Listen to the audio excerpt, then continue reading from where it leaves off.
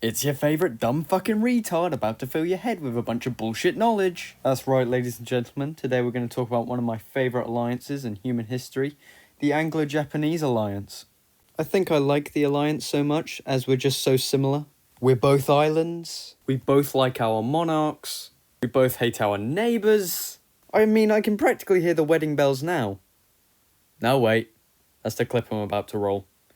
Sorry. How do I reach these kids? In the 19th century, the United Kingdom was an isolated country. It didn't really get too involved in what was going on in mainland Europe and mostly focused on its overseas empire.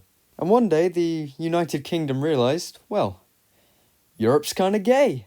Especially France, the UK thought. So that began her long swim into Atlantic waters, where she would eventually stay forever.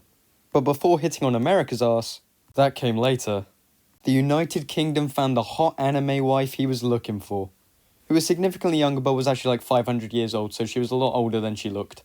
Japan. One of the biggest reasons for the alliance was very simple. They both hated Russia's guts.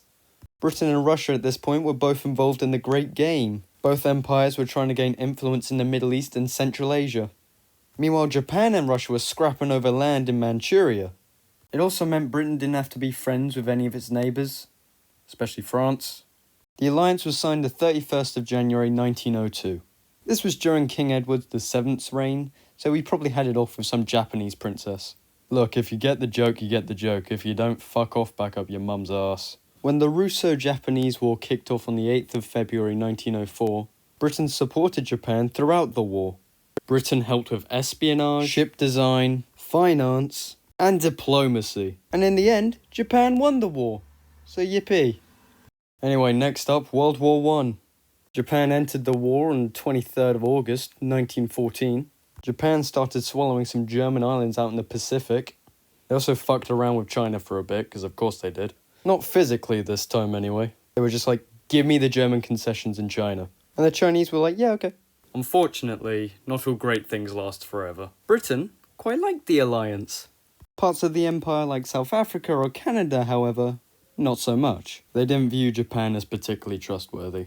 And because Britain grew closer with the US, and the US didn't particularly like Japan either, it was time to let the alliance go.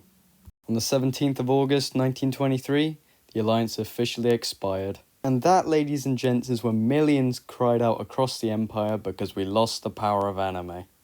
And less than 2 decades later, we'd be at each other's throats. But that is not where this story ends. In 2023, we signed the... Holy shit, that's a lot of words. Just know we're buds again, militarily as well. We may have had to wait 100 years for a sequel, nearly as long as GTA 6. But hey, we got it in the end. Now let's just hope it was as badass as the first time round. See you next time, my hairy balls.